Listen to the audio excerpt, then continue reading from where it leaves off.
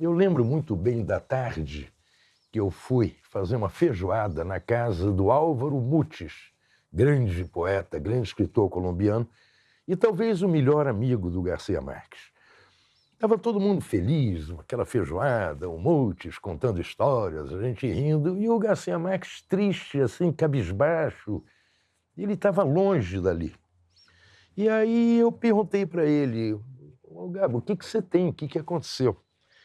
E ele falou: "Eu acabei de escrever hoje um conto muito triste e por isso eu estou assim. Eu estou me sentindo vazio."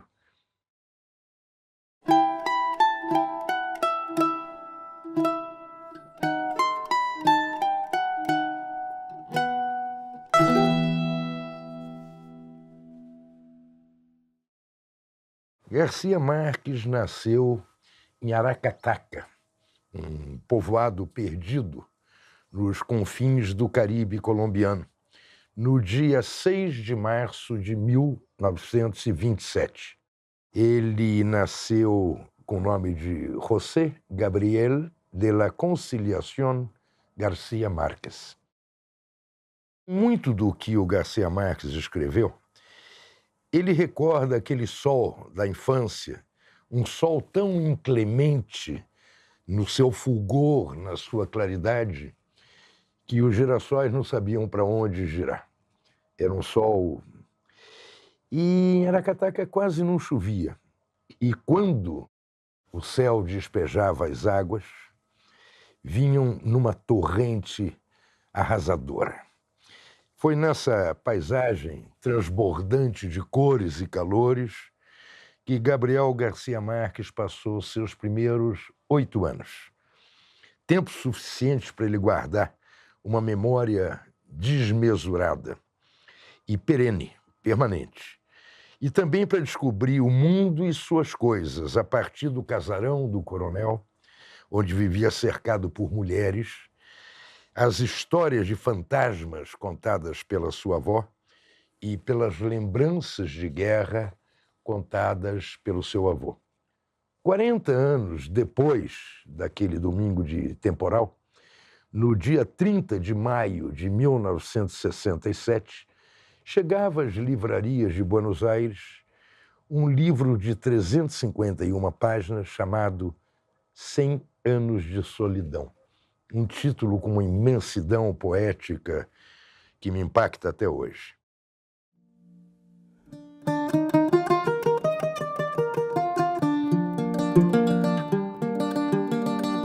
Logo depois de ter acabado o livro, e naqueles dias de ansiedade vulcânica enquanto o livro não chegava nas livrarias, Garcia Marques desabafou com seu amigo Carlos Fuentes, grande escritor mexicano.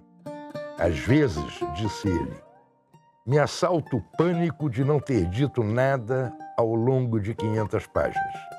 Às vezes, queria continuar escrevendo esse livro pelo resto da minha vida, em 100 volumes, para não ter outra vida que não fosse essa de escrever. Ao ler o livro, Fuentes quis escrever para o Garcia Marques. Eu me sinto novo depois desse livro. É como se tivesse dado a mão a todos os meus amigos.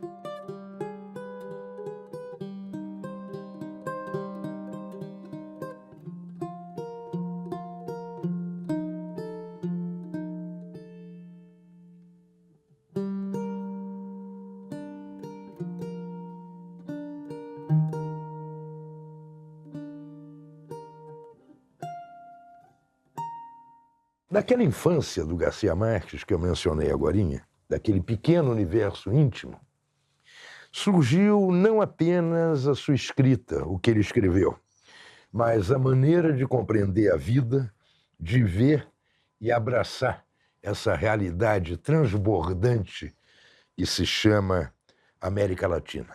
O Garcia Marques foi dos primeiros a entender que nessas nossas comarcas a realidade é muito mais delirante que a mais delirante das imaginações.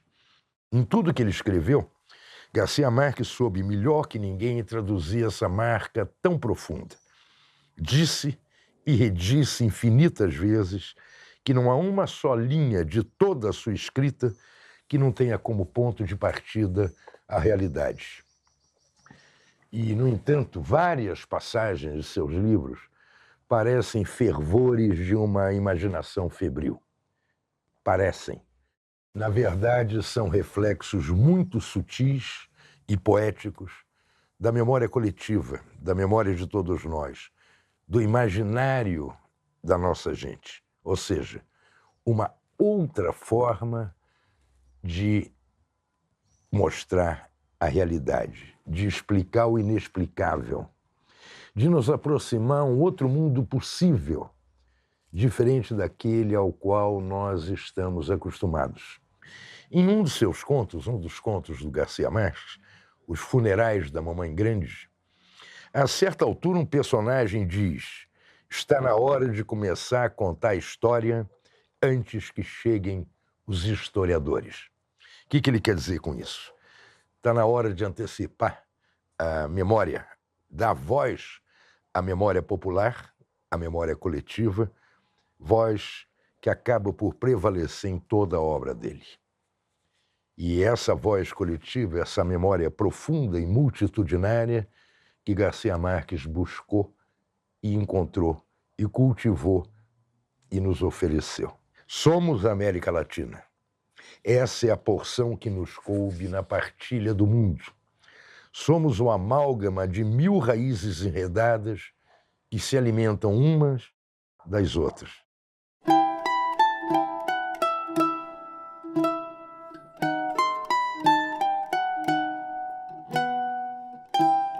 Garcia Marques não era o único, não foi o único a se empapar dessa certeza, mas soube traduzir a beleza e o sofrimento de ter nascido nas nossas comarcas. Ele soube refletir isso como ninguém. Ele tinha um pilar básico para a sua escrita: a vida cotidiana, a real realidade de quem habita e sobrevive neste continente atormentado de esperança. Sua obra tem muito mais de realismo do que se poderia imaginar, e por isso mesmo parece tão mágica. O eixo da obra dele é o mesmo eixo ao redor do qual giramos todos nós. Eu, vocês, todos nós.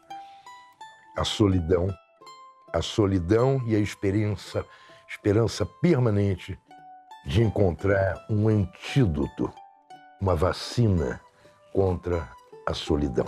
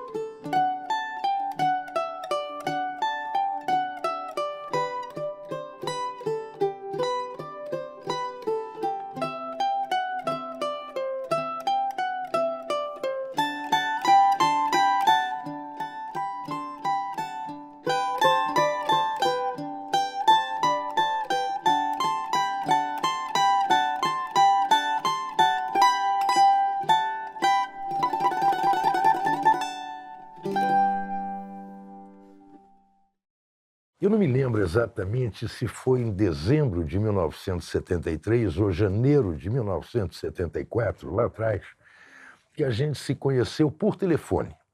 É uma história muito estranha. Ele tinha escrito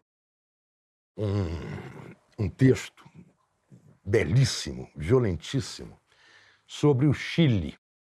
Vamos lembrar que em 11 de setembro de 1973, um golpe militar, depois o presidente Salvador Allende, no Chile, instalou uma ditadura militar tremendamente sangrenta. E o Garcia Marques tinha feito um texto contando como é que foi o Chile presidido pelo Allende e como é que foram seus últimos momentos. Esse texto ia ser publicado no mundo inteiro e o dinheiro ia para a resistência chilena, para a Igreja Católica, para defensores de direitos civis. E eles queriam um escritor jovem latino-americano. O indicado foi Eduardo Galeano, que os chilenos vetaram porque ele era uma figura pública. Eu era um escritor bastante conhecido no meu apartamento, nem no meu prédio, eu morava em Buenos Aires. E um dia toca o telefone, é uma mulher, pede para falar comigo, uma senhora, com um sotaque estranho, um sotaque da Espanha, da Catalunha, mais bem. E eu perguntei, pois não, quem queria falar? E ela falou, Gabriel Garcia Marques. Eu desliguei o telefone, evidente que era uma piada de mau gosto. Passaram-se 4, 5 minutos, tocou de novo, era a mesma mulher, falou, não desliga, por favor, Dom Gabriel vai falar. E era o Garcia Marques. A gente conversou uns 40 minutos, ele perguntou tudo de mim, só faltou perguntar o número do meu sapato. O que eu lia, o que eu fazia, o que eu pensava do Chile, se eu conhecia o Chile, quem era meu pai, perguntou tudo. E me aprovou. Muito bem, eu fui, fiz entrevistas clandestinas, isso foi publicado no mundo inteiro e ponto final.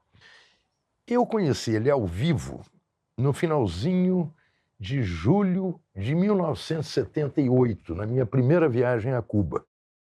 Ele estava lá, eu sabia o hotel que ele estava, eu queria encontrar. Mais do que encontrar e conhecer o grande Garcia Marques, eu estava em Cuba para escrever o meu livro sobre Cuba e eu queria dicas, orientações dele. Eu fui, a gente se conheceu e eu tinha 30 anos, recém-estreados. Eu lembro bem daqueles primeiros encontros. Um ano depois, em agosto, setembro de 79, eu mudei de Madrid, onde eu morava na época, já não Buenos Aires, eu já tinha me mudado para Madrid, e fui morar no México, onde ele e a Mercedes moravam. E a gente se reencontrou, e a partir daí nos vimos com uma enorme regularidade. Eu ia muito à casa dele, ele ia muito lá em casa. Foram tempos de grande tensão, tempos muito intensos, sobretudo por causa das guerras civis da América Central. A gente se aproximou no meio de um temporal. E uma coisa que me impressionava, além da disciplina com que ele continuava escrevendo todo santo dia, ele acordava às 7 horas da manhã, estava na mesa do estúdio dele. Caribenho, ele me explicava que no Caribe acorda-se muito cedo.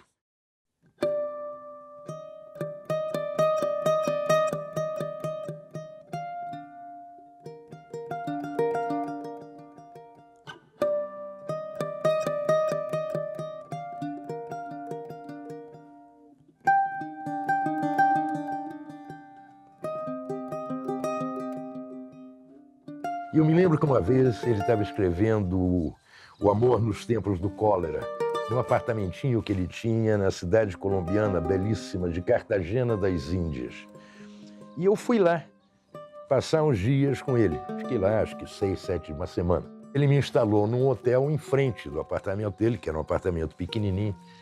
E todo dia ele me ligava às 7 horas da manhã, não importava a hora que ele tivesse ido dormir. À noite a gente ia para Boemia com os amigos dele, pintores e tal, e muito rum, e muita conversa, 7 horas da manhã ele me ligava, vamos trabalhar. E eu levantava, o meu trabalho era caminhar na praia, em frente do prédio dele, que ficava na beira da areia, e eu via ele escrevendo de costas para o mar. Daí a gente ia almoçar, e primeiro dia, claro, eu perguntei, por que você escreve de costas para o mar? Ele falou, você já viu a beleza do Caribe em Cartagena? Você acha que eu ia conseguir me concentrar em alguma coisa? Eu tenho de me afastar do mar, senão ele me rouba.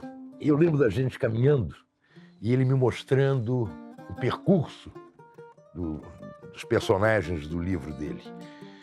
Eu lembro que a gente sentava numa praça e ficava olhando uma janela fechada de um antigo casarão colonial de Cartagena. A primeira vez que a gente foi lá foi antes do almoço, ficamos lá sentados, 20 minutos, meia hora. Ele quieto, olhando a janela. E aí eu perguntei, escuta, o que era aquela janela? E ele falou, nessa janela, a Fermina Daza, que era linda, esplêndida, derretia Fiorentino Daza de Amores Impossíveis. E ele queria que eu visse, que eu conhecesse, mas em nenhuma das vezes ela abriu a janela. Aí ele me explicou que ela era muito tímida, muito recatada.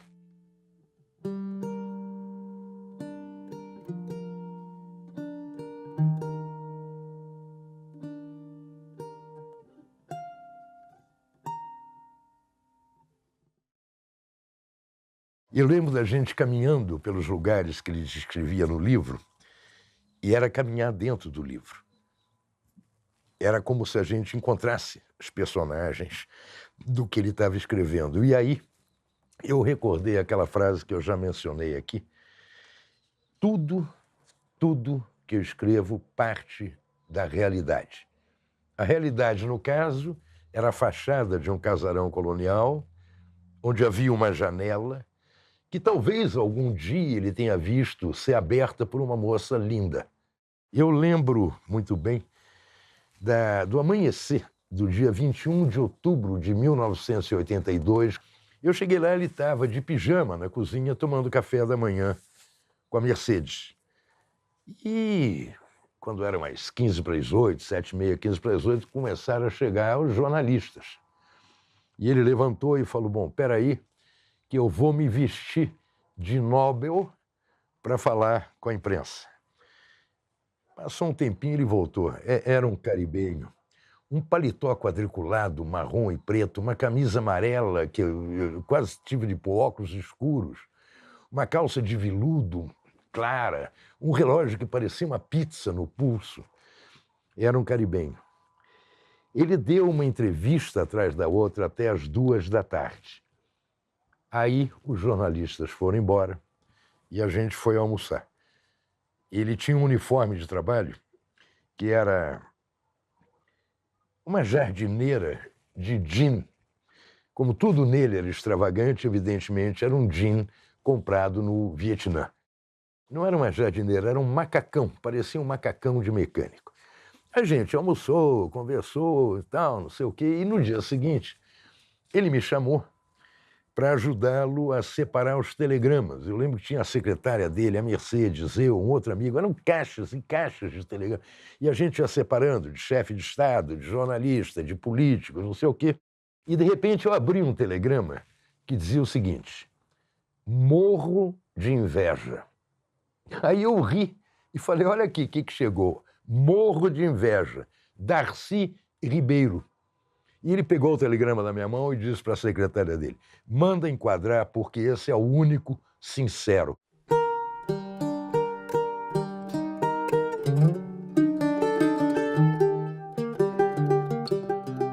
Ele me ensinou o que é amizade. Ele tinha uma escala hierárquica, né? Que você tem o amigo, o amigão, o amigo da alma, o amigo irmão e a máfia. A máfia. Eu fui nomeado mafioso, eu me lembro, com muita emoção, em 1982, 83. O que é fazer parte de uma máfia? É você ser absolutamente leal, absolutamente solidário, absolutamente generoso e, sobretudo, absolutamente discreto, silencioso. Jamais usar a amizade de outro integrante da sua máfia pessoal, jamais usar em interesse próprio. Lembro que, num fim de tarde, ele estava em Zurique, ele me contou isso, e no meio daquela calmaria suíça, caiu uma tormenta de neve, uma tempestade de neve. E, para fugir da tormenta, ele entrou num bar. E ficou no bar. E o que ele me contou desse bar? Eu anotei isso para sempre. Tudo estava em penumbras. e um homem tocava piano nas sombras. E os poucos clientes que estavam lá eram casais de namorados. E naquele momento, entendi que tudo o que eu queria ter sido na vida era ser aquele homem que tocava piano sem que ninguém visse o seu rosto. Tocava só para que os namorados se amassem mais. Eu anotei isso. Assim ele viveu a vida, querendo viver na penumbra com sua timidez olímpica. Ele tinha um sorriso escandaloso, um sorriso caribenho, mas os olhos dele traziam sempre a melancolia do mesmo Caribe. A fama estrondosa que caiu em cima dele só fez reforçar a sua timidez, aquela inútil vontade de viver na penumbra, tocando piano, cercado de amigos e de afetos. Tocando piano sem que ninguém visse o seu rosto, para que os namorados se amassem mais. Ele terminou seus dias quieto, num casarão do bairro do Pedregal, na cidade do México, um casarão branco, amplo, de uma esquina impossível, a esquina da Rua Água com a Rua Fogo. Ancorado naquela memória luminosa, ele navegou águas mansas da memória, e a cada tanto roçando o fogo vivo da memória e da esperança.